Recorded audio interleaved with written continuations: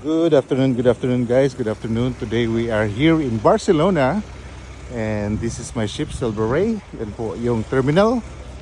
And then pupunta po tayo ng La Rambla here in Barcelona guys. Ayan guys, sasakay tayo dito sa bus and let's go to La Rambla.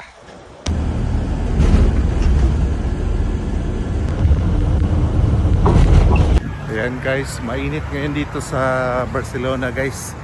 For some reason, it's already the October. Pero mainit pa rin siya. Ayan guys, yan ang harap natin guys. So lakad lang tayo guys. And then eventually darating tayo sa station ni Colombos. And then yun na, La Rambla na. Ayan guys, ito po yung famous na statue of Colombos dito sa Barcelona. And yan, makikita nyo, napaka nito guys, iconic nito na statue dito pag nandito kayo sa Barcelona guys. So itong mga lions ito guys are made actually 1800s. Look at that, 1887. So matagal na ito guys, more than 100 years na. I think if I remember it right, dito gawa ito galing Germany guys, yung mga lions ito. So ayan. And then sa likod dito guys is the La Rambla na. Alright. So ayan guys, marami kang makikita mga tourists ngayon guys kasi bakasyon ata dito. And by the way, Barcelona is known for FC Barcelona and this is one of the famous stops dito sa Spain guys, kaya dami talagang tao.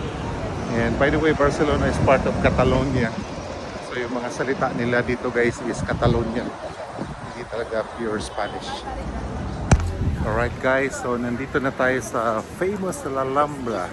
Alright, so ito guys, maraming mga nagbibinta dito ng mga arts guys, kagaya niyan, no? So mga, you know, the typical Spanish dance.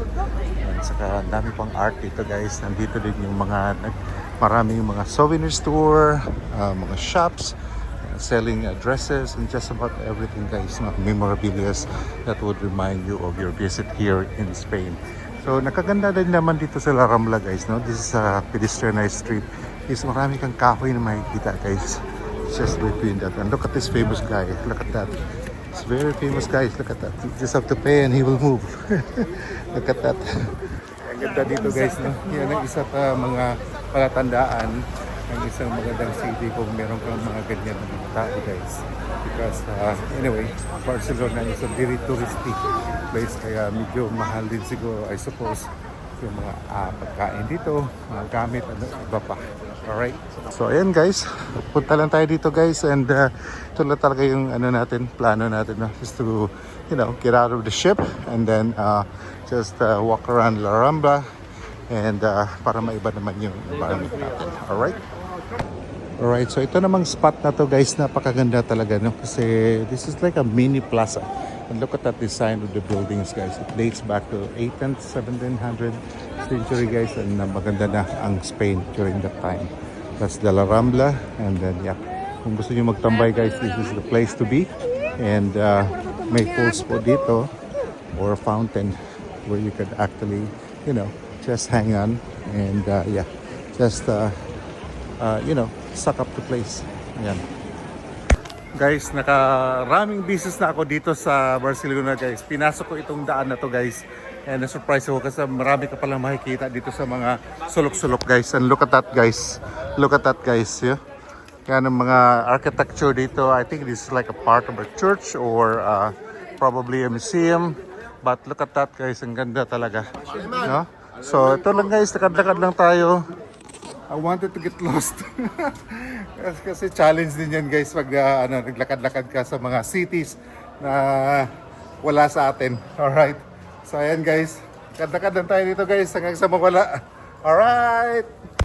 Ayan guys, meron akong nakita dito guys. Interesting kasi kahit na saan dito sa Barcelona guys, meron talagang produkto Pilipino. Ayan, alawan. Alright. Actually guys, marami ka pa makikita dito and foremost among them is the Pamilya Sagrada Church guys. Kaso lang wala na tayong oras guys, no? Gahol talaga. So I will reserve it in the next vlog. Alright guys, so thank you very much. Muchas gracias for watching this video and see you in the next one. Bye!